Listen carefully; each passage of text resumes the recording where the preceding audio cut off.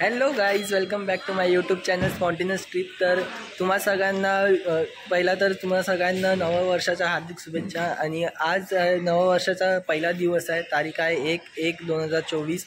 तर आजच्या दिवसाची मी सुरुवात एक अत्यंत चांगलं देवदर्शनाने करतो आणि मी माझ्या इथेच एरियामध्ये माझं स्वामी समर्थांचं मठ आहे, तर मी त्या मठामध्ये जातो आहे।